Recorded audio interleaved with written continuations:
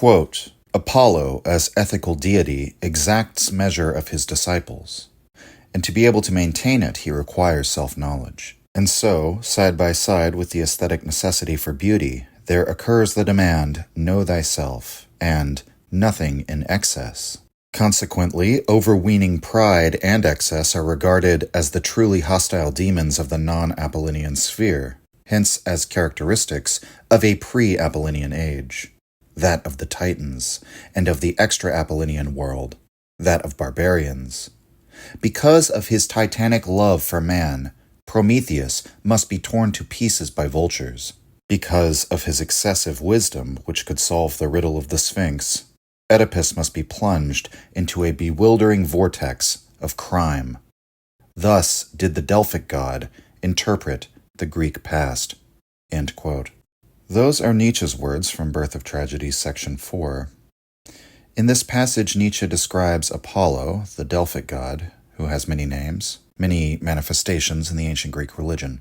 His famous moral dictum, know thyself, was inscribed into the wall of his temple, and the demand within the Hellenic virtue ethic to always strive for moderation can also be understood as a core aspect of the religion of Apollo, the god of the sun, and therefore also the god that brings the light of knowledge, the light of consciousness, the god of the bow, therefore also the god of distance, and finally Apollo is also the god of boundary lines, both the physical lines that divided the ancestral lands of one's family, or that divided off the places sacred to some god or to the Furies, but also the boundary lines of morality, social convention, and so on.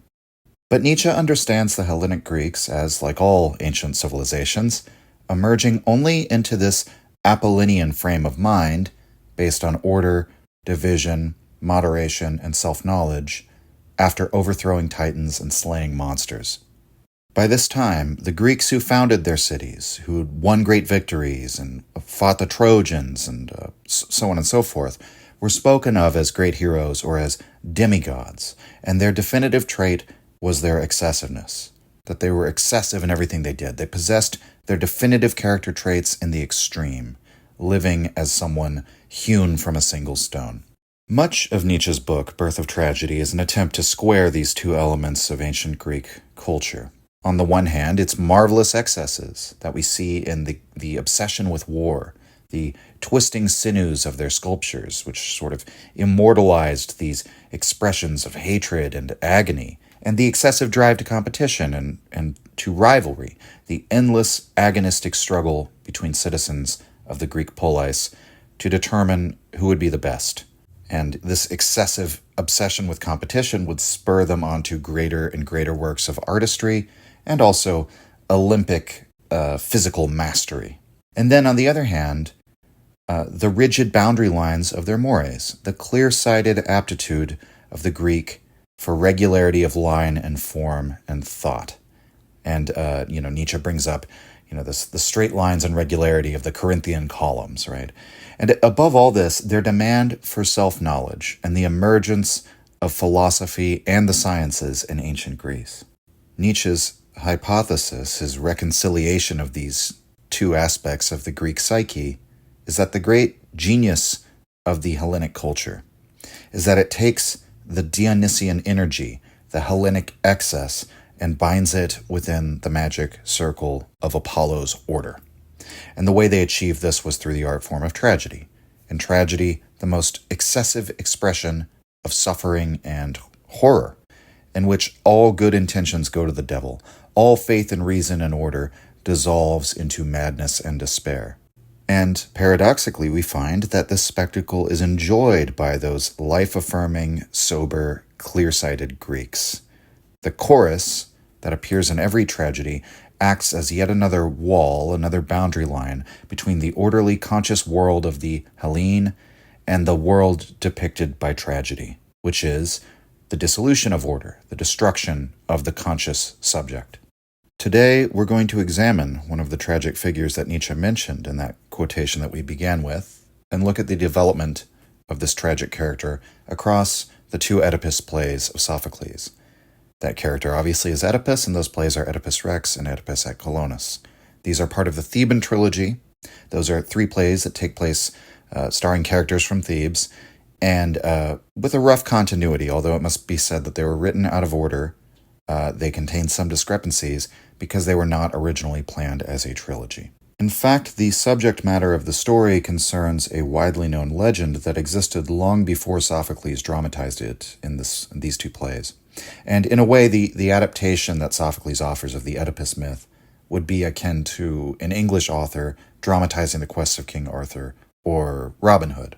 This episode will be full of spoilers about the Oedipus plays, but it's likely the case that many of the Greeks in attendance at the Dionysia, watching Sophocles' tragedy performed for the first time, would also have known what happens in the Oedipus legend. They would have had spoilers as well long before the play even began. And in fact, this foreknowledge of events, this dramatic irony, works in favor of Sophocles' play, Oedipus Rex, and not against it. And in fact, most of the translations that you'll find of Oedipus will include the details of the legend before the main text so that the reader is familiar with the story. It is to the advantage of the play when the audience has it spoiled for them. And that's one of the cleverest things, in my opinion, about Sophocles' treatment of the Oedipus tragedy because it ties into the central theme. Because as Nietzsche argues, it is because of Oedipus's excessive wisdom, because he solves the riddle of the Sphinx prior to the events of the play, that he has unknowingly put into the position of committing the worst, most shameful kinds of moral taboos. Oedipus is precocious, he's a passionate man, he's a driven man, and he's excessive in all of these qualities, all of which could be regarded as virtues were they more moderate character traits. But it's because of the excess of these traits that he's led to his downfall. And yet, we should not mistake this as an admonition that Oedipus ought to have acted differently or something of that sense, because Oedipus can't help being who he is. And one gets a sense in reading Oedipus that what we are witnessing is a sort of inexorable pull towards this horrific conclusion. And it's a conclusion the audience is supposed to see coming a mile away. And yet, every attempt of every character to stop that conclusion from fulfilling itself only aids in bringing it forth. That awful conclusion is in fact inevitable because it has been ordained by the gods, and because in the events that happen prior to the beginning of the play, Oedipus's fate is already set in stone. It's just, the action of the play is just for this fate to be revealed to him. And so, in the background of the entire play, there's this horrifying monster looming. There's this terrifying catastrophe that's threatening all the time to come crashing onto the scene, flooding into the awareness of the main characters in its full terror. And this monster is something that Oedipus unwittingly seeks out, that he's driven to find. It's something that he, in fact, is charged with finding, and that terrifying monster is the truth, the discovery of the truth. It's both necessary and it's inevitable, and yet the truth is utterly horrible. That Oedipus, unbeknownst to him, has killed his father and married his mother, exactly as was prophesied to happen when he was born. That is his unchangeable fate. And so we might think of Byron's coinage, quote, "He who knows the most must mourn the deepest over the fatal truth. The tree of knowledge is not the tree of life," end quote. Or we could put it in the words of one of the characters of the Oedipus Rex play, the blind sage Tiresias, who says, quote, "Oh, what anguish to be wise where wisdom is a loss," end quote. And so Nietzsche's expression that Oedipus is drawn into a bewildering vortex of crime, I think is quite apt, because that's exactly how it feels in the play, like a vortex, a whirlpool, as if Oedipus is just being sucked down to this fatal end. He actively seeks the truth, but we know as the audience that this truth brings him closer to ruin. In that way, Oedipus is sort of like an ancient detective story, actually, because it begins with a murder mystery, the unsolved murder of the previous king of Thebes. Oedipus takes it upon himself to solve that murder without knowing that he is, in fact, the murderer. And so, in that way, this play anticipates the entire detective genre, but already subverts that genre, because we know from the beginning that Oedipus is the guilty party that he seeks, and we dread the unraveling of the mystery, rather than look forward to it. And that, in my view, is the brilliance of Sophocles, what he achieves by utilizing our foreknowledge of the Oedipus myth in this way. We know that the truth is something that Oedipus ought to flee from, or that we wish he could flee from. But just like the character in the contemporary horror film whose hand stretches out, trembling, to open a door at the end of the hall that we, the audience, know they shouldn't open, Oedipus still pushes forward, seeking the truth, seeking to know, and this quest for knowledge in a masterstroke of allegory leaves him blinded by his own hands. The first time that Oedipus Rex by Sophocles would have been performed was at the Dionysia. The Dionysia was a religious festival, and tragedies were regularly performed there. As we've discussed in previous episodes, and particularly in our read-through of Birth of Tragedy, the dramatic performances at these religious festivals began as the Dionysian dithyramb. The dithyrambic form was an improvisational, loosely structured lyric poem performed under the influence of wine, traditionally. This then evolved into the dithyrambic chorus, which was a whole group of performers. And then finally, over the years, the dramatic tragedy took shape as its own art form, in which the dithyrambic chorus narrated and the events were portrayed on stage by masked actors. Traditionally, the main character is the god Dionysus, and then over time, the Greeks produced plays that depict the lives of many tragic heroes, and the action becomes more transferred to the actors themselves.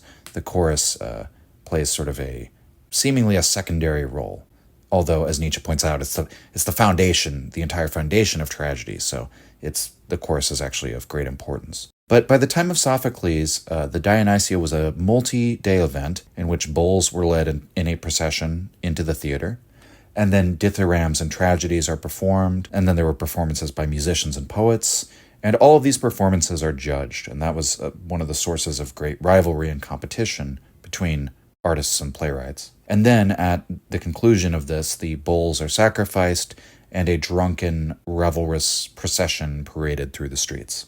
Sophocles often won at these events, taking first place with the award for Best Tragedy. He won far more than the other two figures in the famous triad of the three great tragedians of Athens, Euripides and Aeschylus. Euripides won 4 of these competitions, Aeschylus triumphed in 13 of them, but Sophocles stands in first place with 24 wins under his belt across 30 competitions.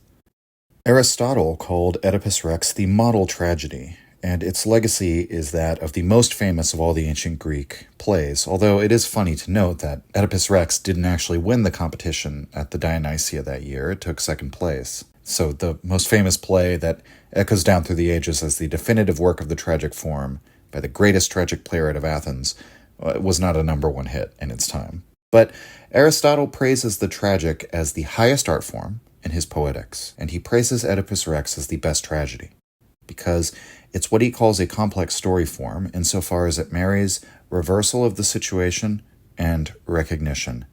Aristotle explains both of these concepts in Poetics number 11. Quote, "Reversal of the situation is a change by which the action veers round to its opposite, subject always to our rule of probability or necessity. Thus, in the Oedipus, the messenger comes to cheer Oedipus and free him from his alarms about his mother, but by revealing who he is, he produces the opposite effect." End quote. Further down in the same section, Aristotle continues, quote, "Recognition, as the name indicates, is a change from ignorance to knowledge, producing love or hate between the persons destined by the poet for good or bad fortune. The best form of recognition is coincident with a reversal of the situation, as in the Oedipus." End quote. So a recognition that brings about a reversal. That means moving from ignorance to wisdom in a way that has the opposite effect from that which was expected or intended. That's the entire structure of the tragedy of Oedipus Rex. Every successful attempt at moving from ignorance to knowledge produces the opposite effect as intended. The pursuit of the knowledge of who killed the previous king is an attempt to deliver the land of Thebes from sorrow and despair, and yet this brings about further sorrow and despair. That element of the play's structure is recognized by the likes of Nietzsche as a subtle Sophoclean critique against excessive knowledge, excessive wisdom, which is quite in keeping with Nietzsche's philosophical outlook. But that might leave us to wonder what somebody like Aristotle would have thought of this, why he would have such a high praise for Oedipus, being that Aristotle is a philosopher who sees the truth as a good. Well, for Aristotle, the Oedipus play is superb because it fulfills the function of tragedy. which is to allow us a catharsis, a release of negative emotion. The fear for Oedipus that we experience, and the pity that we experience for his plight, these are for Aristotle negative emotions. In the tradition of Platonic thought, these are vicious emotional states because they're harmful to our character. So Plato thought that we should therefore avoid tragedy because it makes us experience those feelings, under the theory that experiencing the feeling reinforces it.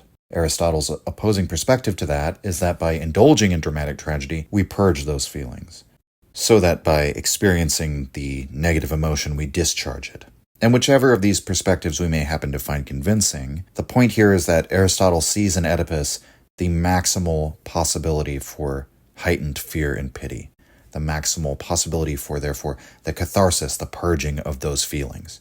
And the reason why it achieves this maximal height of those feelings is because every attempt at avoiding the tragedy or of righting the past wrongs produces instead this recognition that the opposite has happened. And so through no fault of his own, through no moral culpability, Oedipus finds himself guilty of the worst crimes. And how can we not therefore pity such a man, and how can we not be terrified on his behalf as he moves closer and closer to discovering that awful truth? So many writers and artists and psychologists have been inspired by the events of this story, and there are numerous philosophical interpretations of the Oedipus play. I'm sure what comes to mind for most of you are Freud's theories of the Oedipus complex, or Giroust's theory of mimetic desire. And of course we open the episode with Nietzsche's interpretation of an excess of wisdom leading us to ruin, which is in effect a metaphor for what Nietzsche calls the problem of science. I'm not going to comment on these later interpretations while we analyze the Oedipus plays of Sophocles. We'll keep our reference to it rather minimal, I should say, because what I want to do instead is consider this story and these plays on their own terms, and then with an intimate knowledge of what's being conveyed in Oedipus Rex and Oedipus at Colonus, when you later then delve into studying the Oedipus complex or whatever the case may be, that familiarity with the source material will inform you in assessing that interpretation. Oedipus Rex takes place at the city of Thebes. Thebes was founded by the hero Cadmus, and so the Thebans in these plays are sometimes referred to as Cadmeans, and Thebes sometimes as the land of Cadmus. Laius, the old king of Thebes, who's killed by his son Oedipus before the events of the play, traces his line back to Cadmus, to the old heroes who established the lineage. Thebes was in central Greece, and it was a long-standing rival of Athens. That particular detail isn't really important until the next play, Oedipus at Colonus. As mentioned, an interesting aspect of the story is that so much of the action takes place before the play begins. When the play begins, Oedipus is already king. He has already killed his father, Laius, and he has already married his mother, Jocasta. Oedipus does this unknowingly because his father and mother received an oracle, when he was a baby, that Laius would be killed by a son. So the parents sent the child away and ordered a servant to leave the baby on a barren hillside with his hands and feet bound. And that was one way of abandoning unwanted children in those days. But the man charged with abandoning the child can't bring himself to do it, and instead he gives the child to the servant of another throne in a bordering land. And so Oedipus, as a baby, is taken to the city of Corinth and raised by the king and queen of that land as their own son. One day, the young Oedipus learns from the oracle at Delphi that he would one day kill his father and marry his mother. And so thinking that he must get far away from the king and queen of Corinth, whom he believes to be his birth parents, he departs from Corinth never to return. That way, he thinks, this terrible prophecy can never come true. In his travels, he comes to Thebes. While traveling in the lands of Thebes, he happens upon a traveler, a man with 5 servants. This traveler rudely demands that Oedipus give him the road, but without identifying himself. Oedipus gets into a scuffle with one of the servants, and the leader of the party moves to attack him, striking him on the head. Oedipus defends himself against this attack and kills them all, except for one man who escapes. The man leading this band of travelers whom Oedipus kills is Laius, whom Oedipus does not know as his father. Shortly thereafter, Oedipus comes to Thebes, where he finds the city in a desperate state. Their king has vanished, and the monster known as the Sphinx has come and perched near the city, where it strangles the citizens of Thebes, one by one, for failing to answer her riddle. If you don't know, a Sphinx, it's a monster that's half woman and half lion, so half human, half animal, also usually portrayed with wings. And so Oedipus goes before the Sphinx and correctly answers her riddle, which the riddle is this: what goes about on 4 feet in the morning, on 2 feet in the middle of the day, and on 3 feet in the evening? The answer, of course, is a human being who crawls on all fours at the dawn of their lives, walks on 2 legs in adulthood, and then walks with the assistance of a cane at old age, the twilight of life. After her riddle is answered, the Sphinx plummets from the rock to her own death, and the grateful citizens of Thebes regard Oedipus as their hero. In gratitude, they offer him the throne, and he accepts, and marries the queen, Jocasta, whom, unbeknownst to him, is his mother. The play begins 15 years after Oedipus kills his father and defeats the Sphinx and assumes his throne. In the first scene, a group of citizens, supplicants to the gods, led by a priest of Zeus, come to beg their ruler, Oedipus, to do something to save the city, which has been stricken by a plague. The fields produce no grains or fruit, as if the soil has been poisoned. The wombs of animals and of human beings alike also seem similarly poisoned. Nothing can grow, nothing can be born. The people are sick, starving, and increasingly hopeless. The chorus of Theban elders describes the horror that has overtaken their city. This is from a subsequent scene, but these lines from the chorus are so evocative.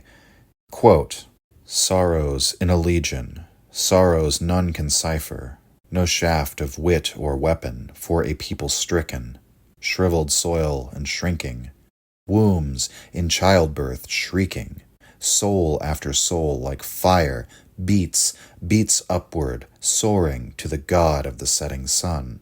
A decimated city, dying and deadly the dead, all lying uncried for, but crying matrons and mothers graying, at every altar praying, till the chiming sorrow of dirges is splintered by shouts of the paean. Rescue us, O golden daughter of Zeus's, with your smile." End quote. The priest of Zeus reminds Oedipus that he was the hero who saved them once, and his people beg him to do it again. Oedipus tells them that as their king, he not only experiences his own misery, but he takes on the suffering of the entire city. He tells them that he has sent Creon, the brother of Jocasta, to the oracle to hear the words of Apollo. Then, at this very moment, Creon returns from his journey, and Oedipus urges him to speak what he has heard, and Creon tells them that according to the oracle, the reason why the city suffers is because they have not avenged the murder of their previous king. The murderer of Laius was never punished. And what's more, the oracle says to look for him in the city of Thebes itself. And so Oedipus resolves that he will discover who murdered Laius, and he says that as the Theban king, and the man who married the wife of Laius, who therefore rules the land as his successor, he should treat this matter as though he were investigating the murder of a father. In the next scene, when Oedipus is with the chorus, who is made up of elders of Thebes, he declares to all of them his intentions to find the murderer, and he says to the elders, "If any among you knows who the murderer is, or if you are the murderer, tell me, and I promise you'll only receive exile. But should anyone give aid or comfort to the killer, he says he'll cut them off from, quote, every fellowship of speech and contact, sacrifice and sacrament, even the ritual touch of water in this realm. Thrust out from every home, he'll be the very picture of that pestilence." End quote. And then he continues further down, quote, "As to the killer, slipping off in singleness, or be it many men, I now call down a life to fit a life dragged out in degradation. And if I myself should prove myself to have him in my halls as an intimate, then on myself I call down every curse I've just invoked. This every jot and tittle I enjoin on you, for my sake, for the god Apollo, for this land, so fruitless now, and so cast off by heaven." End quote. This is, given our foreknowledge of the terrible truth, a wonderful dramatic irony, because the curses that Oedipus calls down are exactly what befalls him. His eventual fate is to be cut off from all contact with his native land, to live a cursed and degraded existence. And of course, this would be the case because Apollo is a just and merciful god, right? He would surely honor the pleas and oaths of such a wise king as Oedipus, and Oedipus has just demanded that Apollo carry out this curse. not knowing that the target is himself, but still, he even says, if I myself have this man in my halls as an intimate, I call these curses down on myself. I mean, and it's hard to imagine being more intimate with someone than, well, literally being that person, right? Like Obi-Wan says in Star Wars, of course I know him, he's me. So again, Oedipus unknowingly engineers his own fate. The actions of the character bring about the opposite of his intention, recalling the Aristotelian understanding of tragedy. The next major scene is the arrival of Tiresias, the blind mystic. He enters with the help of a young man who leads him into the palace.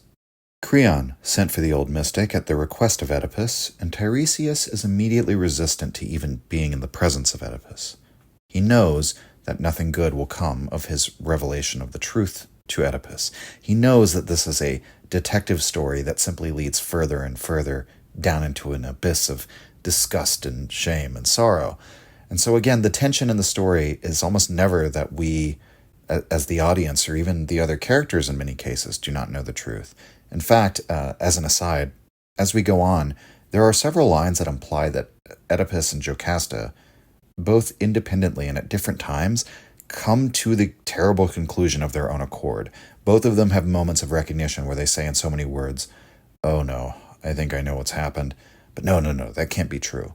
The clues sort of begin to constellate together and suggest that unmistakable conclusion, and both of them have moments where they recognize it, but then quickly cover it over with denial. And this is a source of dark humor, I would say, at least in this translation by Paul Roche. I'm not exactly sure how to pronounce his last name, but I think it's Roche.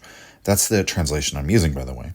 But it's humorous because sometimes the characters will say something that, in light of our knowledge of the events, is kind of funny. It just, either how wrong it is or just how right it is. So, we'll look at those examples as they occur in the text, but I get the impression that this dark sense of humor is very much intentional.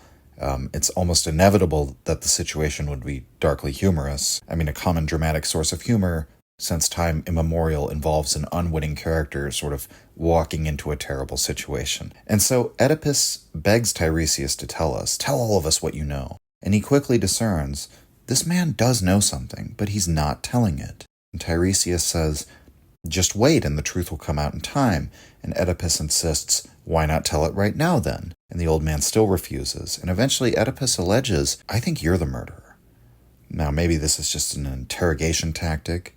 Maybe Oedipus just says this out of anger. We get the impression that Oedipus's character is stubborn, foolhardy at times, and that he's prone to being possessed by strong emotions. But he says, quote, you planned this thing, and I suspect you of the very murder even, all but the actual stroke. And if you had your eyes, I'd say you played that chief part too, end quote. Tiresias, who's trying to turn and leave at this time, turns back toward Oedipus at hearing these lines and says, quote, would you so? Then I charge you to abide by the very curse you trumpeted just now, end quote. So he calls on Oedipus to abide by what he said, which is, it's somewhat insulting in his own right. Oedipus just swore this to Apollo, so surely Apollo is a higher authority than this old man. But when Oedipus argues back with him, demanding to know what he means by these words, Tiresias says, you ought to be able to figure it out, and anything else that I say will simply add to your anger. And so it's a very interesting interaction of the man who knows the truth, telling the man who seeks the truth, above all, I know this, you don't want to know the truth, right? But who would ever accept that answer? Tiresias then foreshadows Oedipus's fate. Quote, I say that you and your most dearly loved are wrapped together in a hideous sin, blind to the horror of it, end quote. And so the implication there, of course, is that Oedipus is in this incestuous relationship with his mother, and Tiresias also goes on to imply you are the very man that you seek, the one who killed Laius. And because of this, Oedipus comes to the conclusion that Creon must have put this old man up to this. Creon is the brother of Jocasta. He must want the throne for himself. And so Oedipus reasons the only explanation is that Creon must have inveigled this foolish, blind sage to cast suspicion onto Oedipus. Maybe Creon even had a hand in the murder, or maybe Creon and Tiresias have been plotting together. And Oedipus's behavior here might seem somewhat unreasonable to us, It might even seem a bit contemptible at first glance, because we know that Tiresias is innocent, that he's telling Oedipus the truth. He's having it reluctantly dragged out of him. He doesn't want to have to say these things. But if we put ourselves into the shoes of Oedipus, Oedipus knows he didn't do it. Or he thinks he knows, right? He knows his own past experiences, his own intentions, his own actions. Nothing within his current field of knowledge tells him that he ever murdered the previous king. So he has to come to another conclusion. And what conclusion would you come to? Why would this old mystic, who's supposed to have this divine knowledge, why would he be saying this, making these false accusations? And of course, auguries and priestly castes, they've often been used or manipulated in history as part of plays for power, for the throne. And so in Oedipus's following speech, he describes how, I was the only one who saved the city from the Sphinx, and where was Tiresias then? This so-called all-knowing mystic, why did he not answer the Sphinx's riddle? And Oedipus then goes on to mock the art of soothsaying, because again, the oracles concerning his own life have not come true. And Tiresias naturally begins to get angry at this. He rebukes Oedipus for suggesting that he's in the service of Creon. He says, my only master is Apollo. And he repeats in more forceful terms the previous foreshadowing that he gave us. Quote, I'm blind, you say. You mock at that. I say, you see and still are blind. Appallingly. Blind to your origins and to a union in your house. Yes, ask yourself, where are you from? End quote. The two argue for a bit more, and there's more accusations cast back and forth, but in more angry words thrown at one another. Eventually, Tiresias storms out. In the next scene, Creon arrives, eager to answer the charges of Oedipus, that he put Tiresias up to this, or that even, he might have had a hand in the murder. And he's, of course, furious about this, but the chorus argues to Creon that Oedipus spoke these charges in anger. And they're not the conclusions of Oedipus's dispassionate reason, but the conclusions of his emotional reasoning. And Oedipus is still furious when Creon arrives, and they have a very heated exchange. And Oedipus asks Creon, what did Tiresias do to help when King Laius went missing? Creon admits Tiresias didn't know what happened in the events surrounding the murder of Laius. He did not predict the coming of Oedipus as the savior of Thebes. Creon and Tiresias, they were both around during the time of Laius's murder, but apparently did nothing to stop it. And because Tiresias has tried to pin it on Oedipus, again, what conclusion would you come to if you were Oedipus? Creon's counter to this is, quite simply, that he has nothing to gain from any of this. He says, I have a perfectly fine position as brother of the queen. You listen to my counsel. I live in the palace. I'm a wealthy man, an influential man. And so he argues, quote, ask yourself who would choose uneasy dreams to don a crown when all the kingly sway can be enjoyed without, end quote. In other words, being part of a royal house, that's enough for me. Being king will just make me a target of the very treasonous plots that you now accuse me of hatching. Oedipus is not convinced by this, and he considers executing Creon. The chorus argues for Creon's life. Jocasta comes onto the scene. She also begs Oedipus to be reasonable, show mercy to her brother. And Creon invites the gods, strike me dead if I'm guilty in any way of such a treasonous conspiracy. And after this, Jocasta pleads with Oedipus on that account. She says, look, he's just sworn an oath to the gods. Be reasonable about this. And Oedipus spares Creon. And again, it might be easy to see Oedipus as just an irrational, angry man at this point who's constantly having to be calmed down by the voice of reason. But from Oedipus's perspective, if it is the case that Creon is plotting against him, then such a decision to spare Creon could mean ignoring a threat to his life. Now, in the following scene, we get a couple of the story elements that I mentioned before, such as Oedipus having a moment of recognition, where he begins to realize the truth but then actively denies it. This moment occurs in a dialogue with his wife, Jocasta, where Oedipus says, look, Creon made this accusation against me, that I killed Laius, and of course, he didn't speak those words himself. The crafty fox put those words into the mouth of the old seer. And Jocasta says accordingly, well, don't worry. Quote, there is no art of seership known to man. I have proof. End quote. And she then recounts how she and her husband received an oracle that Laius would die by the hand of his child, and how they successfully murdered their own child to prevent this outcome. And finally, how Laius actually died, that he was killed by multiple highwaymen, and thus, further in her little soliloquy, she concludes, quote, "So there, Apollo fails to make the son his father's murderer, or father murdered by his son. All foreseen by fate and seers, of course, and all to be forgotten. If God will have prognostications made, why, then let God himself prognosticate." End quote. But to this Oedipus says, quote, "My queen, each word that strikes my ear has struck at my peace, struck at my very soul." End quote. So her words disturb his peace of mind. Why?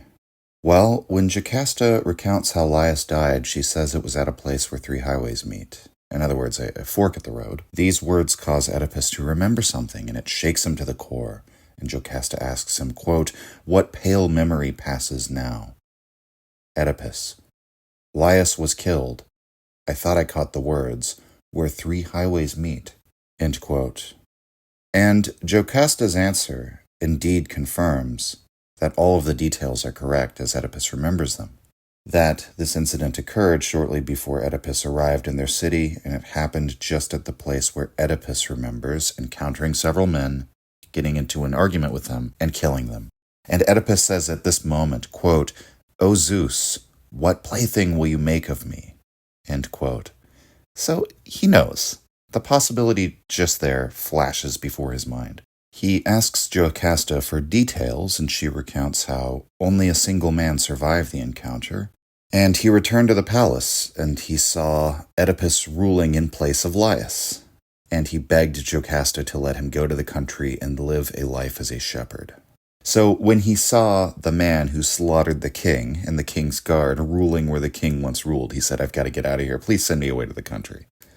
And though he was a slave, Jocasta obliged. And so Oedipus demands that they fetch this man in order to determine whether it was indeed one man or many who killed Laius. If it was many men, a band of highwaymen as the story goes, then Oedipus can rest assured it wasn't him. But again, he knows at this point. He's had a flash of recognition. He's just in denial. He's hoping beyond hope, as the chorus urges that when the shepherd arrives, they'll know for sure. Before the shepherd arrives, however, a messenger comes from Corinth. This is the figure whom Aristotle mentioned in his Poetics. He thinks he's arriving with good news, but he actually brings the final clues needed to discover the awful truth, which ultimately is bad news. But the good news, of course, is that Oedipus's father in Corinth is dead.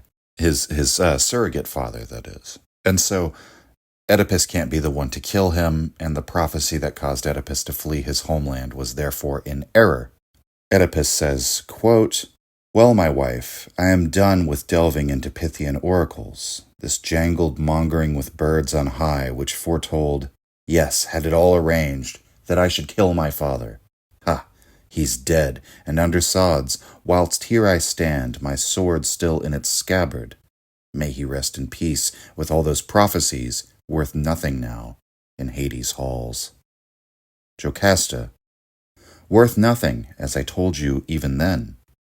Oedipus: "You told me, yes, but I was sick with fear." Jocasta: "Forget it all. Give none of it a thought." Oedipus: "There is that scruple of my mother's bed." Jocasta: "How can a man have scruples when it's only chance that's king? There's nothing certain, nothing preordained. It's best to live by chance as best we may. Forget this silly thought of mother marrying. Why, many men in dreams have married mothers, and he lives happiest who makes the least of it." Oedipus: "Everything you say would make good sense were my mother not alive. She is, so all your comfort cannot quiet me." Jocasta: "At least your father's grave has lightened up the scene." End quote. So there is some of that dark humor, not actually deriving from dramatic irony this time, so much as just the humorous notion of being overjoyed by the news of your father's death, which, Jocasta's saying, well, at least your father's dead. There's something to be happy about here.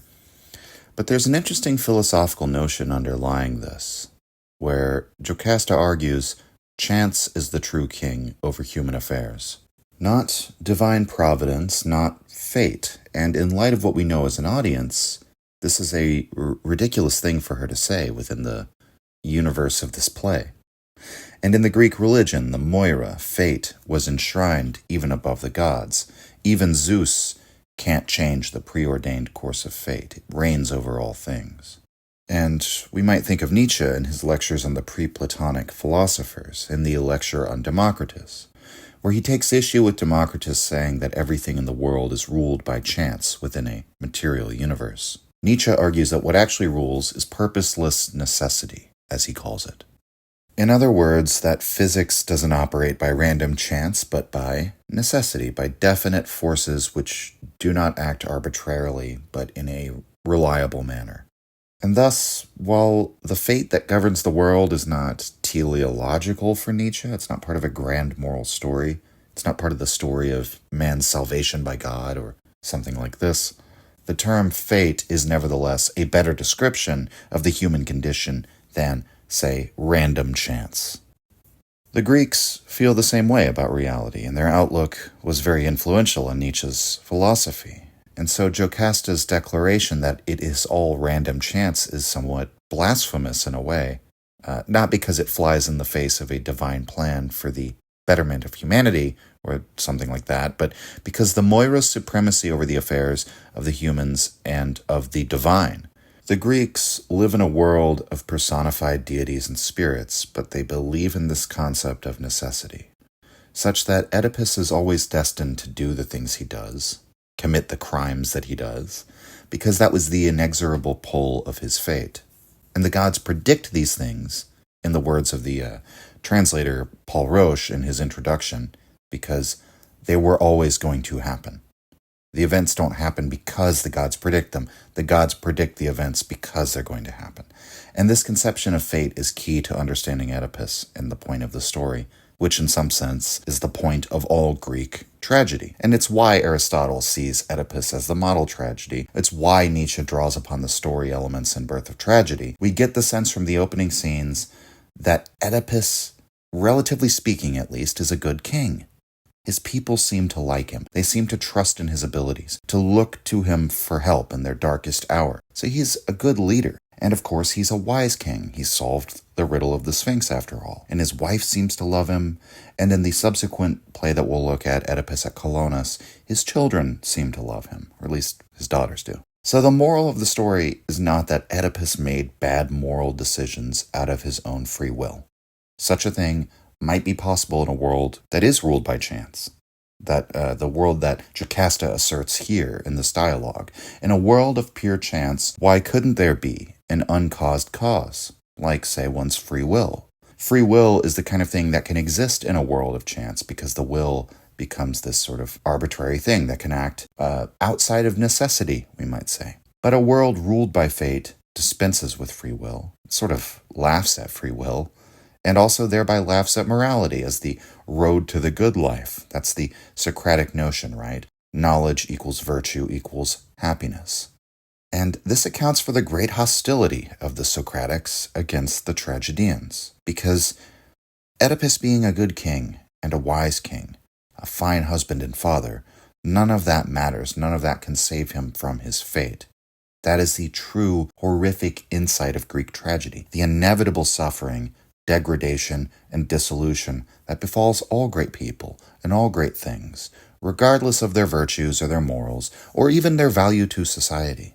And so one of the reasons why we might tell ourselves nothing is preordained, chance is king, I have free will and so does everyone else, and so on and so forth, is that it makes the world appear just, as if success and failure spring from free choices. The good is rewarded and the evil is punished, and so on. Again, this is the kind of moral worldview that would come into prominence post-Socrates, but from the old Greek perspective, and from the Nietzschean perspective for that matter, this denial of necessity is something like a mental defense mechanism against what can only be called the horrific truth of the world, which is simply indifferent, purposeless necessity, fate. But to return to the scene with the messenger from Corinth, very shortly after this exchange between Oedipus and Jocasta, The messenger says, "Well, wait a minute. Is this what you're worried about, Oedipus? Is this the fear that drove you out of Corinth? The fear that you would one day marry your mother?" And when Oedipus says, "Yes, it was," the messenger says, "Well, then I have great news. I've come to free you of all your fears, and to even welcome you home if you wish. Quote, don't you understand you're terrified for nothing?" End quote. And Oedipus asks what he can possibly mean by this, and the messenger tells him, "You're no more related to the old king of Corinth than you are to me. You were a gift given to him by my own hands." Quote, "He had no children of his own to love." Oedipus, "But was I born or brought, this gift you gave?" The messenger, "Discovered in the woody dell of Kithaeron." End quote. At those words, Jocasta goes pale, and she takes a few steps backward from the others. And as the messenger describes how Oedipus was found, with his hands bound, abandoned as a baby, Jocasta buries her face in her hands. She has put it all together. If the messenger's words are true, then that would mean Oedipus is her son. Now she knows. Both of the main characters have basically recognized one part of the awful truth and have been shaken by it, because what they'd once thought impossible is now undeniable. And the final brilliance of the scene is that the messenger is cheerfully relating this information as someone who thinks he's once and for all assuaging their fears. And the messenger continues, "The same man whom Jocasta sent away, the slave who went to live out the rest of his days as a shepherd, he's the one who gave me the child. So the very man they've already sent for should be able to give them all of the answers." If there's any doubt, by the way, that Jocasta surely knows the truth, or has at least intuited it, at this point she begs Oedipus not to look further into this. She raves wildly, quote, "Forget it all. It's not worth knowing now." Oedipus, "Forget it all? I can't stop now, not with my birth clues in my hands." Jocasta, "For God's sake, don't proceed. For your own life's sake, and I've been tortured long enough." Oedipus, "Oh, come, it won't be you that is disgraced, even if I'm proved a thrice-descended slave." Jocasta throws herself before him and clutches his knees. Jocasta, "Yet be persuaded, please, do not proceed." Oedipus, "Persuaded from the truth? Pursuing it? No, I must proceed." Jocasta, "Though I'm pleading for your happiness." Oedipus, "That happiness has plagued me long enough." Jocasta slowly rises. Jocasta, "God help you, Oedipus. God hide it from you, who you are." End quote. So Jocasta's warnings to Oedipus now echo those of Tiresias. Don't keep looking. There's nothing good about the truth you're seeking, and it would be better if the gods hid it from you. But, of course, this is not a rational position either. If we remember, if we go back to the inciting incident of the entire play at the very beginning, it's the plague. And why is the plague happening? Well, the oracles say the gods have cursed the land because of the fact that the king's murder went unpunished. And presumably because it's also sacrilegious that there is an incestuous king and queen now governing the land. And these things are sacrilegious regardless of what intention is behind it. That's another aspect of the Greek religion and many ancient pagan religions. And it's why Greek piety is somewhat difficult for us to understand in a post-Christian world. Because what is in your heart is not as important as your actions. Whether you observe the rites, fulfill the sacrifices, don't break any taboos. And if you do break a moral taboo, your good intentions in doing so, or being sorry about it, repentant about it, that does not matter. You will still suffer the wrath of the gods. And so Oedipus is not simply driven by commonplace curiosity, right? That he can just be dissuaded from looking.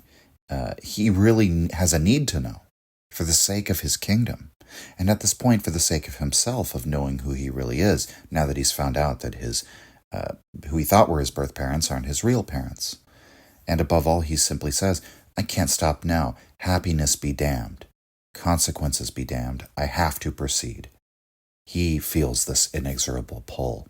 In light of the view of truth that is commonly held, that we find as far back as Socrates, Plato, and Aristotle, that truth is something pursued by human beings because it is a good, because it has value, the message of the Oedipus Rex play at this point must seem like a subversion of that idea, but we have to remember that it can't be, because the view that truth is dangerous, expressed here, predates the view that truth is good.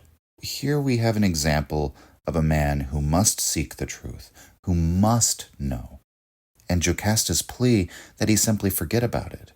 That's actually not the voice of reason. This sentiment of willful ignorance within the moral universe of the play and of the Greek religion, that is exactly as foolish as Jocasta's earlier disparaging of prophecy and Oedipus's disparaging of prophecy. Because again, a plague has afflicted their city. We heard the description of how horrible it is. The gods have demanded the killer of Laius be punished. So forgetting about the truth is actually not an option. So Jocasta's sentiment here can't be taken. It's not the underlying spirit of the story that you should be willfully ignorant. Oh, better not to know the truth. In fact, we have to see in Oedipus that this is a character whose destiny is not just to kill his father and marry his mother. His destiny also includes that he must learn the terrible truth of this.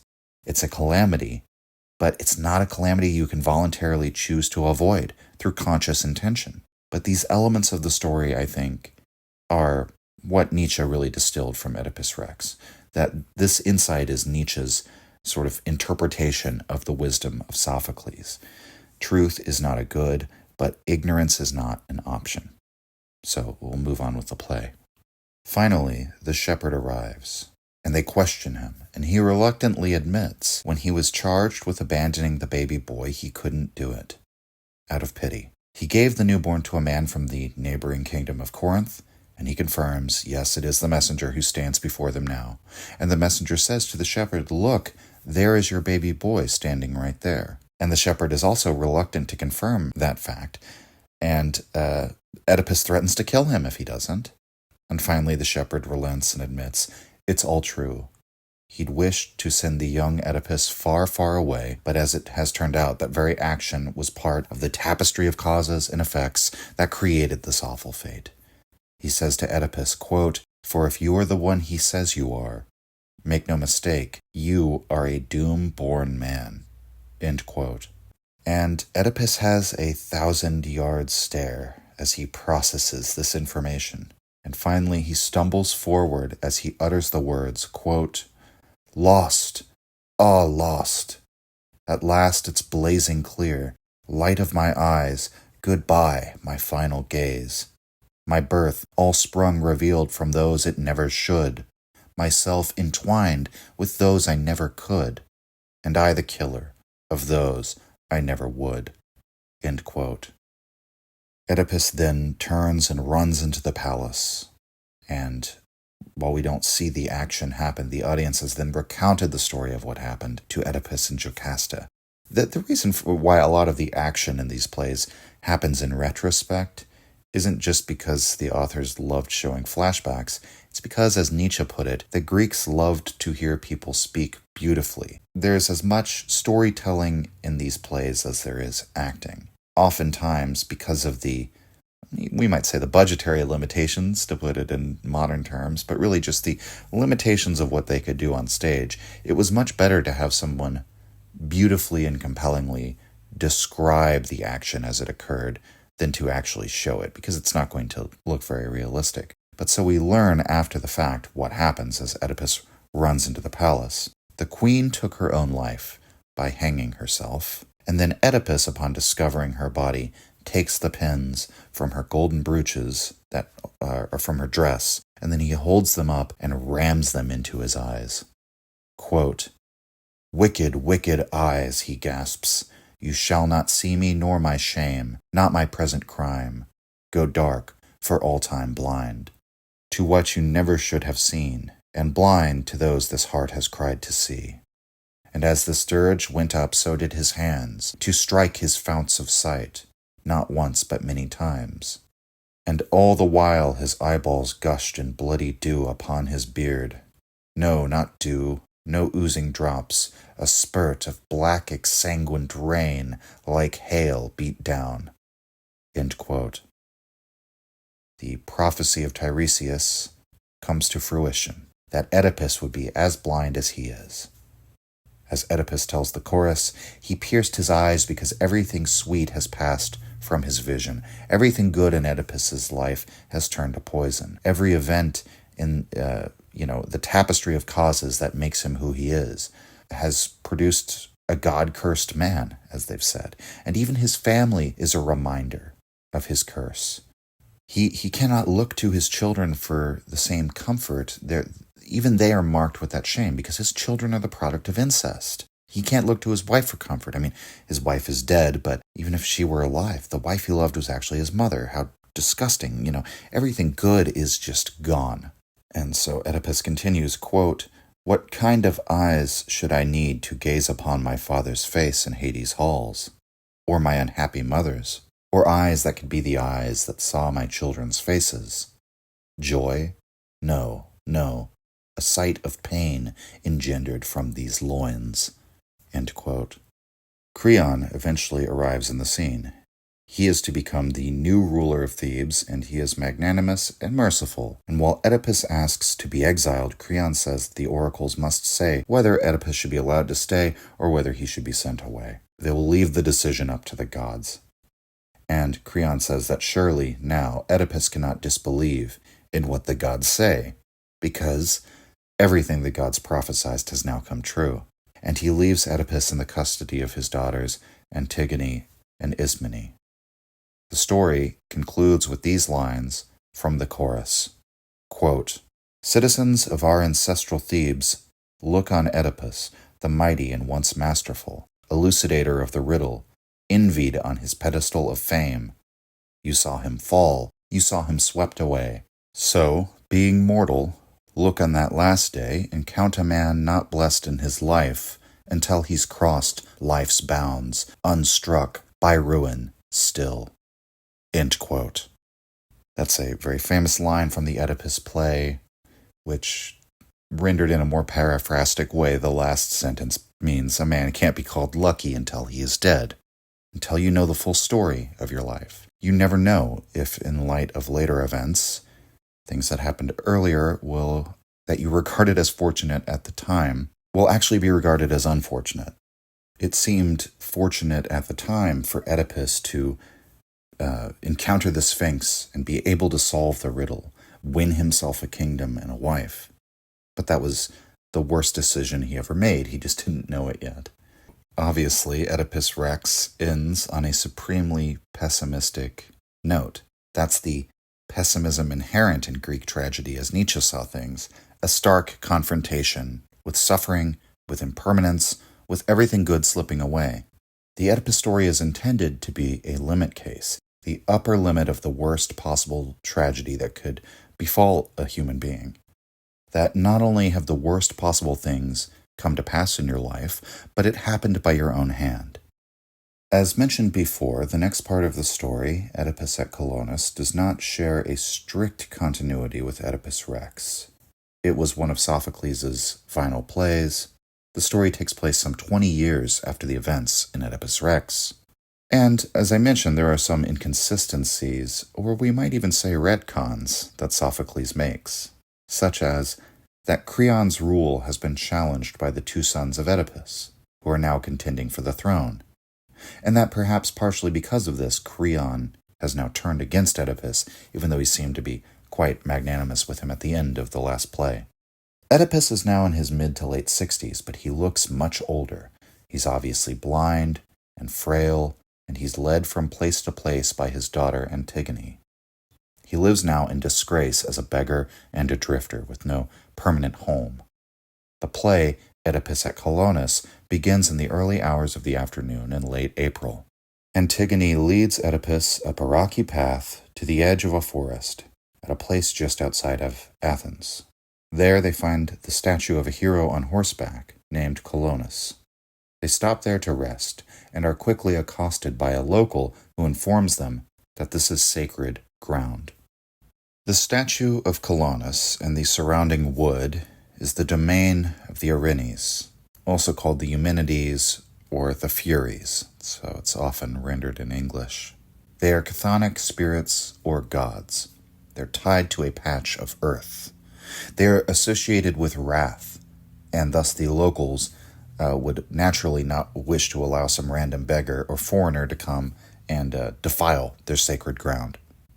But Oedipus is actually relieved upon hearing this, and he reveals that when he received the oracle, telling him that he would one day kill his father and marry his mother, that also, when he died, Oedipus would be buried in a place sacred to the Furies. And finally, that the place of his burial would become a kind of magical boon to those who took custody of his grave. Now, this is actually not really that odd of an idea in ancient Greek culture, because of their archaic beliefs concerning burial and the treatment of the dead, upon which much of the Greek religion was constructed or developed around these beliefs. The Hellenic world was shaped around the idea of sacred ground. The ground where one's ancestors are buried becomes soil tied specifically to that bloodline, protected by the spirits of one's ancestors, and your sacred duty is to protect the earth. The sacred duty of all the living members of the family is to protect the earth where their ancestors are buried.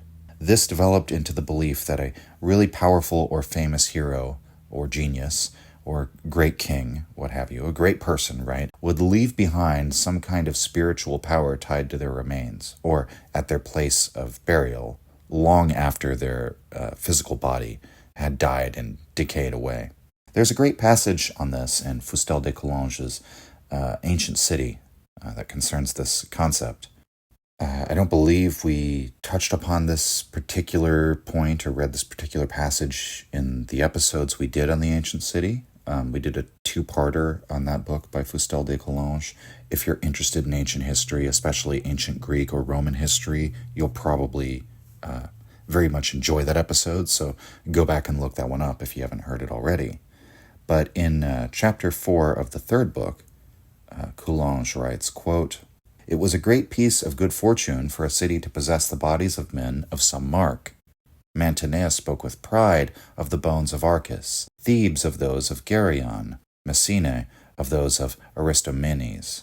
To procure these precious relics, ruse was sometimes resorted to.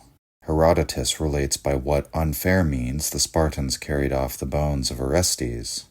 These bones, it is true, to which the soul of a hero was attached, gave the Spartans a victory immediately. As soon as Athens had acquired power, the first use she made of it was to seize upon the bones of Theseus, who had been buried in the Isle of Giroust, and to build a temple for them in the city in order to increase the number of her protecting deities." End quote. And so, as we can see from the last sentence there, the term hero in ancient Greece, we receive the term hero in English that we use colloquially just to mean sort of a great person, but the term hero originally does not refer to just a human being. It's a man who becomes more than a man. Usually they were remembered at first as demigods, and then later, as they became older and more distant in the cultural memory, they became actual gods with the power to protect a city, such that the Athenians and Spartans invested military resources into acquiring bones of heroes. So this is what Oedipus is offering the people of Athens by asking to be buried at Colonus. He's had a prophecy that his burial place will be a boon, a source of power, like the burial place of a god or a hero. But the local who found Oedipus, he soon brings a crowd of people from the countryside. This is the chorus in this play. And they don't want Oedipus to stay there either. They don't know of the prophecy of Oedipus's burial place. They're mostly just concerned that he'll upset the Furies. And once they find out who he is, they definitely don't want him buried there, because they know the story of Oedipus. He's a disgraceful man.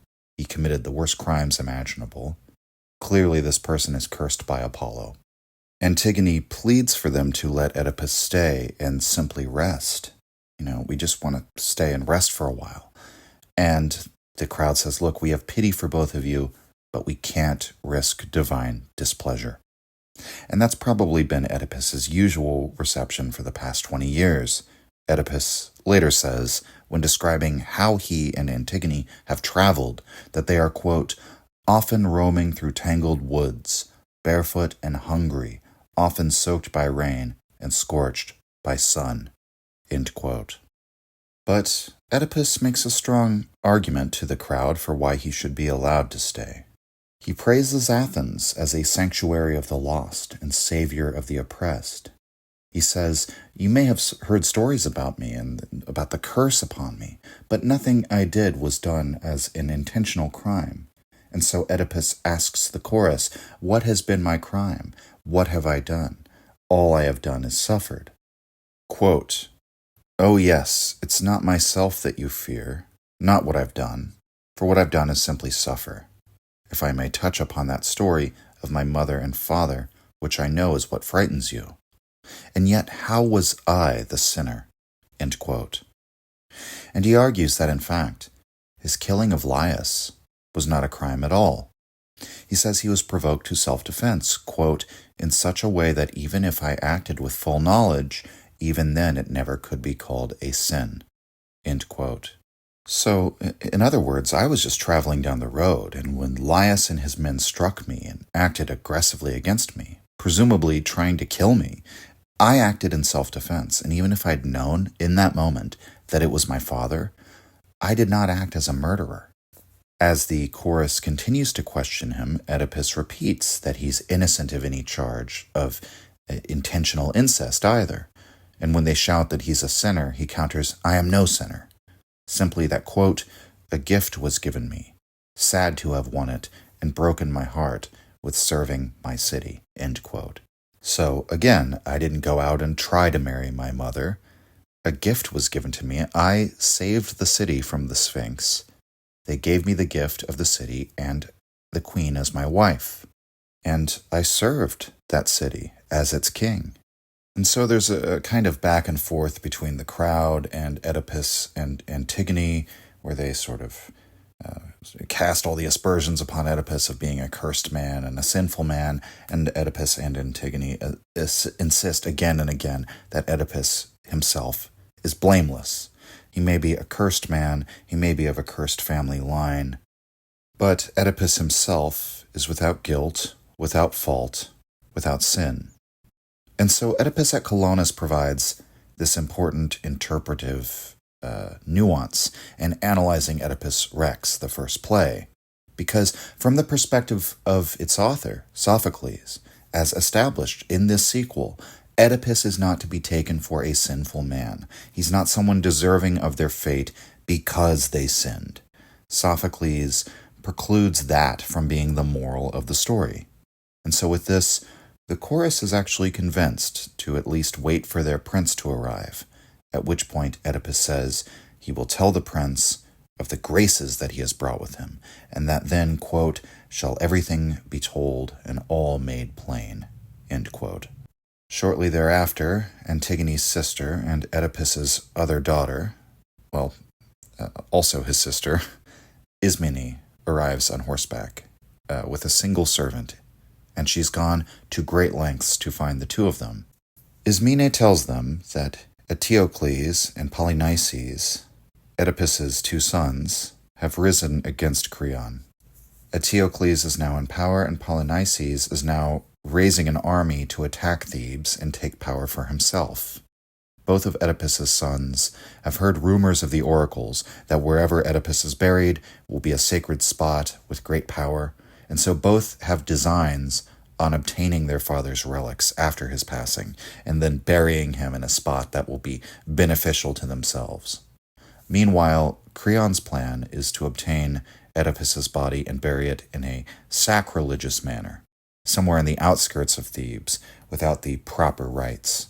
Because by doing this, Oedipus's body will become not a boon, but a curse, and so he won't be allowed to aid either of his sons in their power struggle, from beyond the grave. Oedipus is furious when he hears this, particularly the bit about his two sons jockeying for the custody of his bones. As he recounts, his sons didn't stand up for him when he was alive. They didn't, speak well of him in Thebes. It has been his 2 daughters who have taken care of him. And now his sons wait for him to die so they can use his corpse or his burial place in a power struggle. He's more valuable to them dead than he is alive. And so, upon hearing this news from Ismene, he curses his sons for their disloyalty, curses them to die in battle, fighting one another. And, quite the contrary to what his sons wish or what Creon wishes, as Oedipus has already said, he'd like to be buried here at Colonus outside of Athens. And the Athenian chorus convinces Oedipus that in order to do this, he must do a purifying ritual to appease the Furies, and Ismene goes to carry this out. Then the Prince of Athens arrives.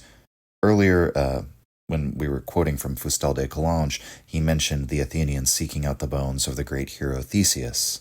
Well, the Prince of Athens, at this time, is Theseus. He appears as a character in this play. And he hears out the plight of old Oedipus, and he takes pity on him. He agrees to take Oedipus under his protection. Oedipus says that Theseus will be rewarded for this when he raises Oedipus's tomb. Theseus is at first hesitant about this, since he knows that Oedipus's sons are sort of in a contest for who can take custody of Oedipus's magic bones. But so Theseus says, quote, "Is something going to come between your sons and me?" And Oedipus replies, quote, "King, they are intent to carry me off to Thebes," end quote. And Theseus wonders why Oedipus would not want this outcome. I mean, it would mean an end to Oedipus's ignominious exile. But Oedipus says, no, you don't understand. I'm a parricide, a father killer. They don't want me to return to my home country while alive. They don't want the living man to return. They just want my corpse as a source of power. And they want it all the more badly because it's been foretold that if I am buried here in Athens, they will suffer a great defeat on this very battlefield. And Theseus is somewhat confused by this because Thebes and Athens have relatively good relations with one another at this time. In answer to this, Oedipus gives a famous soliloquy, the most often quoted lines of the entire play. Quote, "Son of Aegeus, gentle son, only to the gods is given not to age or die. All else disrupts through all disposing time. Earth ebbs in strength, the body ebbs in power. Faith dies, and faithlessness is born. No constant friendship breathes from man on man, or city on a city. Soon and late in human love, the sweet will sour, the sour will sweet to love again. Does fair weather hold between this Thebes and you? Then shall ever-pregnant time teem nights on teeming days, until a day is hatched wherein this pledge, this harmony, this hour, will break upon a spear, all for a useless word. Then shall my sleeping corpse, cold in sepulchre, warm itself with draughts of their fervid blood, if Zeus is Zeus, and truth be truth, from Zeus's son, Apollo." End quote. Theseus recognizes the wisdom in Oedipus's words, and at the urging of the chorus, who's come to see Oedipus as a wise and truthful old man, Theseus declares, "I make him a citizen." He then calls down the protection of the gods on Oedipus and swears to stop anyone from kidnapping him and removing him from this place. But soon, Creon arrives with his men and tries to do just that. In a following scene, while Theseus is away, sacrificing to the gods, Creon shows up and attempts to kidnap Antigone and Ismene and force Oedipus to come with him. The Athenians, led by Theseus, quickly return and defeat Creon and his men. And after this, Creon attempts to convince Theseus that Oedipus is a wicked man and that Athens ought not to protect him.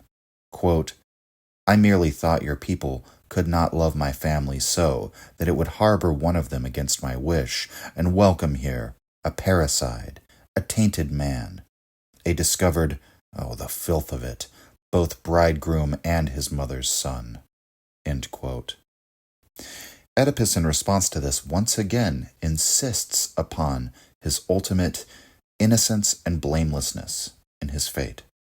Quote, "Murder, incest, catastrophe, you spew the lot at me, and all the lot I bore in misery, not through any choice of mine. through some scheme of heaven, long insensate, perhaps against our house. Examine me apart from this, and you will find no flaw to cavil at, that might have drawn me so, to flaw my family and myself. For tell me this, suppose the oracle had laid it down, that my father through God's destiny must die by his own hands. Could you justly put the blame on me, a babe unborn, not yet begotten of a father, not yet engendered in a mother's womb? End quote. So the gods said that this was destined to happen from the time that I was a baby, and it could just as easily have been some other fate. My father could have been fated by the gods to take his own life. But this is the fate I was saddled with, and I have lived with the misery of it. And as we all know, fate is something that is set above both gods and men, the Moira. So Theseus is not impressed by Creon. In fact, he is furious that he has entered Athenian lands to try and kidnap those under Theseus's protection. And he says, I would never have done something like that to the Thebans. I have nothing but disdain for Creon. And he and his men then return Oedipus's daughters to him, and Oedipus showers blessings on Theseus for his protection and for keeping true to his word, even as he risks increased hostility with Thebes. And, that growing tension between Thebes and Athens seems like another one of those self-fulfilling prophecies. The Athenians are shown to be better men in all these scenes, however, and it's worth remembering that the playwright is an Athenian, after all. In the final events of Oedipus's life, he's visited by one of his sons, Polynices, the less successful of the two brothers trying to vie for the throne, who has been driven out of Thebes. He begs his father to lift the curse that he's placed upon his two sons, because, the consequences of that curse shall be that they kill each other in battle, but Oedipus refuses. And Polynices nevertheless resolves to take back the throne from his brother Eteocles, and he blames Oedipus for all that shall befall him in this, as he storms off to go to war. And Antigone begs him not to do it, arguing that Polynices himself is doing everything in his own power to bring the curse to fruition. But he does not listen, out of pride. He says he cannot stand that he's been run out of Thebes and mocked by his younger brother. Antigone begs him, saying, no men will follow you. They know that there is a curse upon you. Who would follow you? And Polynices says, no general emphasizes his weakness. He emphasizes instead his strength. Finally, Polynices utters these words, quote, if I must die, I will die. The future is in fortune's hands, one finish or another. End quote. So just like his mother Jocasta, Polynices' mistake is that he attempts to go against what has been prophesied. And in justifying this, he chalks everything up to fortune. Fortune in the sense of chance rather than fate. And so, in the sons of Oedipus, we have these figures who, again, try and live and act against the dictates of the gods. And in Oedipus and his daughters, we have those who live in accord with the will of the gods. And Oedipus, of course, that is his transformation over the course of these two plays. He began as somebody who flouted divine prophecy, and now, after having suffered greatly for that, his only purpose now in life is to bring about the fulfillment of a divine prophecy, finding the proper place for his burial. Finally, during a thunderstorm, Oedipus receives some kind of omen that his time has finally come. Quote, quick, children, O my children, send someone if you can for that princely man, Prince Theseus. That clap of thunder beating down from Zeus beckons me to Hades' halls. So hurry. End quote.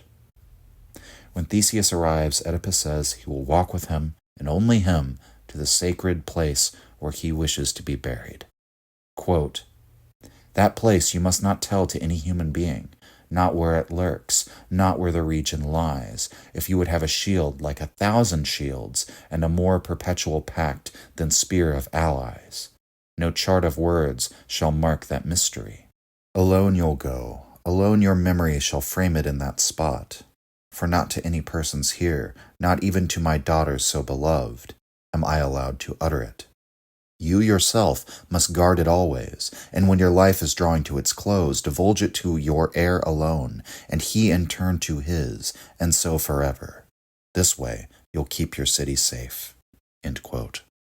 Oedipus then leads Theseus and his two daughters away from the chorus, near to where he is to be buried, but he makes his daughters leave before showing Theseus the exact spot. In the epilogue, we learn that Oedipus has finally died, and that true to his word, Theseus takes Antigone and Ismene into his protection. He promises them a home in Athens for as long as they live. And when they beg him to tell them where their father is buried, so that they can pour out libations for him and such, Theseus refuses, because he promised Oedipus he would never reveal it to anyone. In this way, no one could ever raid his bones or disturb his burial site. Athens will be safeguarded by a divine power forever. So what are we to make of the Oedipus plays here at the conclusion, and particularly of Oedipus at Colonus and its interpretation of Oedipus as a character, its strange insistence on the blamelessness of Oedipus? Remember also that Sophocles is an Athenian. Theseus is an indisputably good man. He's a great hero. And so we're supposed to take his judgments with some weight as the audience. He ultimately recognizes the blessing of having Oedipus buried in his lands, so we can take this for a fact. And furthermore, the position that wins over in this play is that Oedipus is not to be regarded as a sinner. He's a man who might otherwise have been heroic, but he was fated to become this cursed figure. Nietzsche's interpretation of the story, the whole story of the Oedipus plays, is quite interesting, and particularly Oedipus at Colonus. His comments there are particularly interesting to me, and he discusses this at length in section 9 of Birth of Tragedy. I'm going to read this whole passage, or the whole section that concerns Oedipus, in a slightly abridged form. Quote, Sophocles understood the most sorrowful figure of the Greek stage, the unfortunate Oedipus, as the noble human being who, in spite of his wisdom, is destined to error and misery, but who eventually, through his tremendous suffering, spreads a magical power of blessing that remains effective even beyond his decease. The noble human being does not sin, the profound poet wants to tell us. Though every law, every natural order, even the moral world may perish through his actions also produce a higher magical circle of effects, which found a new world on the ruins of the old one that has been overthrown. He first shows us a marvelously tied knot of a trial, slowly unraveled by the judge, bit by bit for his own undoing. The genuinely Hellenic delight at this dialectical solution is so great that it introduces a trait of superior cheerfulness into the whole work. In Oedipus at Colonus, we encounter the same cheerfulness but elevated into an infinite transfiguration. The old man, struck by an excess of misery, abandoned solely to suffer whatever befalls him, is confronted by the supra-terrestrial cheerfulness that descends from the divine sphere and suggests to us that the hero attains his highest activity, extending far beyond his life through his purely passive posture, while his conscious deeds and desires earlier in his life merely led him into passivity. Thus the intricate legal knot of the Oedipus fable that no mortal eye could unravel is gradually disentangled, and the most profound human joy overcomes us at this divine counterpart of the dialectic. It becomes evident that the poet's whole conception is nothing but precisely that bright image which healing nature projects before us after a glance into the abyss. Oedipus, the murderer of his father, the husband of his mother, the solver of the riddle of the Sphinx, what does the mysterious triad of these fateful deeds tell us? There is a tremendously old popular belief, especially in Persia, that a wise magus can be born only from incest. With the riddle-solving and mother-marrying Oedipus in mind, we must immediately interpret this to mean that where prophetic and magical powers have broken the spell of present and future, the rigid laws of individuation, and the real magic of nature, some enormously unnatural event, such as incest, must have occurred earlier as a cause. How else could one compel nature to surrender her secrets if not by triumphantly resisting her, that is, by means of something unnatural? It is this insight that I find expressed in the horrible triad of Oedipus's destinies. The same man who solves the riddle of nature, that sphinx of two species, also must break the most sacred natural orders by murdering his father and marrying his mother. Indeed, the myth seems to wish to whisper to us that wisdom, and particularly Dionysian wisdom, is an unnatural abomination, that he who by means of his knowledge plunges nature into the abyss of destruction must also suffer the dissolution of nature in his own person. The edge of wisdom turns against the wise. Wisdom is a crime against nature.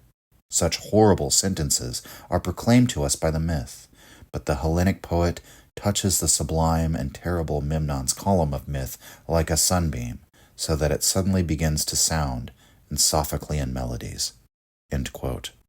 And Memnon's column, by the way, supposedly emitted a musical note when it was struck by a sunbeam, and eventually it was damaged, and this no longer worked, but that's the meaning of the last metaphor there.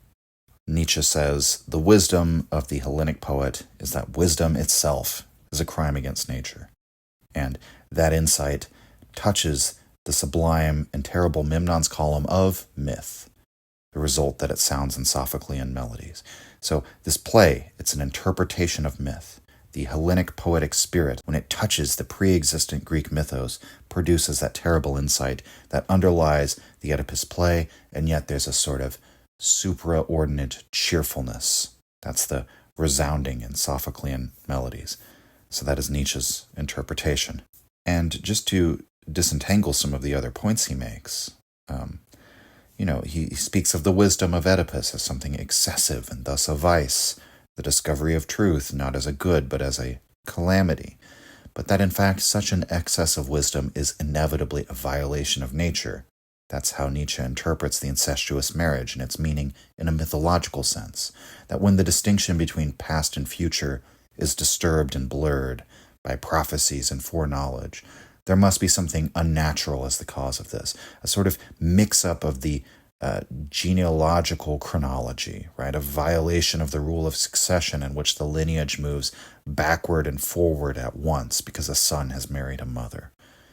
And this is not a sin in the way we would think of it in a moralistic worldview. That's what's proved by Sophocles' treatment of Oedipus in the second play. Yes, he suffers. Yes, he has broken the laws of nature, but the noble man does not sin. That, for one, it was never his intention to do so, but somehow, and this is the more profound point, by the endurance of suffering, by his acceptance of his fate and his willingness to suffer, he becomes in some strange way almost holy. He becomes a man whose essence, whose aura, blesses those who pay tribute to him and those who will safeguard his memory after he's gone. And Oedipus does seem to have, in the play, a supra-terrestrial cheerfulness. We might say a sense of equanimity, a kind of simple and innocent joy and love in the relationship with, for example, his daughters, in spite of everything that has happened. I mean, his initial terror and disgust and horror at the revelation at the end of Oedipus Rex, it would seem he could never have that kind of comfort in his own family, but somehow he has found it here. And somehow by accepting the fate that has been dictated to him by the gods, that has been sort of sewn into the tapestry of the universe, and accepting his suffering, he somehow transcends it. And the point that Nietzsche makes in the middle there of that passage, that the great hero attains his highest activity through a truly passive posture, that kind of statement, it might be difficult to comprehend, especially in light of Nietzsche's later philosophy. It only really is explicable in light of Nietzsche's Schopenhauerian influence at this time. It's not a viewpoint that he would have praised later, that the real message of Oedipus at Colonus is to express some inherent power in becoming passive. That's a very Schopenhauerian interpretation, because, of course, Schopenhauer would agree that all of our desires and the active deeds that we seek out will all come to naught and will only lead us to passivity in the end. And so the narrative focuses on the way in which Oedipus is suffering, and his being made into an invalid makes him a kind of holy man or ascetic by quitting the world and abandoning his desires. He stabs out his eyes, these visual sense organs that represent the world of material things. By doing all of this, by renouncing all of that. Oedipus comes closer to enlightenment, and so he attains this kind of strange divine power. And even if later Nietzsche would not have agreed that the true hero is the passive hero, he might have still seen some merit in his own earlier interpretation of the play, here in Birth of Tragedy, insofar as Oedipus at Colonus is the work of an old man. Sophocles' last play, as we mentioned, and its subject matter is quite apropos in light of that fact. Oedipus at Colonus is many things, but above all, it's the story of an old man setting his affairs in order and saying goodbye to his loved ones. Sophocles is a man of the older Greek mindset, and Nietzsche would, throughout his career, see the older Greek mindset as fundamentally more innocent in its worldview than anything that emerged post-Christianity or post-Socrates, because Sophocles comes out of this mindset that sees the world as characterized by suffering without layering on the condemnation of the world that comes with the conception of sinfulness. Nevertheless, when we get to the end of life and we begin to confront the fact that we don't have many years or months, or in the case of Oedipus, even many days left in our lives, we gain an appreciation for passivity, for the little, simple moments in life, the basic pleasures of being in nature or the embrace of a loved one. Oedipus at Colonus is not the story of a young and energetic hero. It's the story of an old and broken man, the end of a hard and painful life, and it's the story written by an old poet at the end of his productive life. So while the younger Nietzsche seized on this play as containing that Schopenhauerian insight, finding the need to negate the will after a long life of suffering, I think to the extent that those elements are there, they are the effect of old age and the expression of the perspective of old age. And I think even later Nietzsche would have an appreciation for that insight into perspectivism that this work therefore provides. It's the perspective of the old Sophocles. This remains a timeless story. And as I argued before, it's a kind of limit case of the ultimate tragic myth. There are many others who have ventured to analyze it. We've already mentioned Girard and Freud, but we could also bring up Jung, Deleuze and Guattari, and there are countless people who have interpreted it. The character of Oedipus continues to intrigue us. It continues to confront us and to disturb us, even more than 2,000 years after the fact. The story of his downfall, and then the story of this redemption tale in his old age. They're both part of that innermost core of the Western canon. What we've explored in this episode, of course, leaves out 100 details and nuances within the plays that I invite all of you to go and discover on your own. And I'm reading from the Paul Roche translation.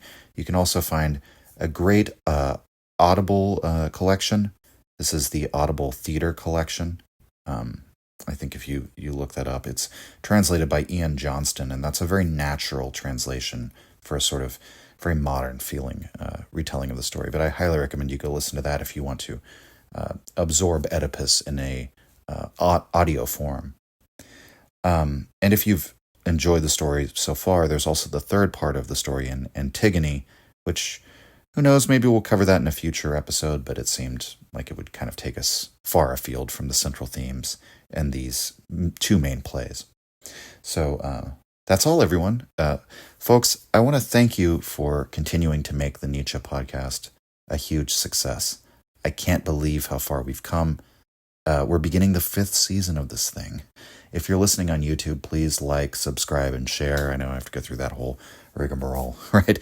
But also, please think of supporting the show on Patreon if you haven't already, or just become a free member on Patreon. I want to take this thing into the stratosphere. I think we have the potential to be one of the biggest philosophy podcasts out there. And I just think we have so much more that we can do here. And I have the deepest gratitude for all of you, especially for all of my patrons for making all of this possible. So thank you for joining me, everyone. Welcome to Season 5. Signing off. If you enjoyed the Nietzsche Podcast or found it helpful, you can visit us and support the show at patreon.com/untimelyreflections. The link is in the description. Or just share the show with any of your friends that you think might enjoy it or on social media. Thank you for your support.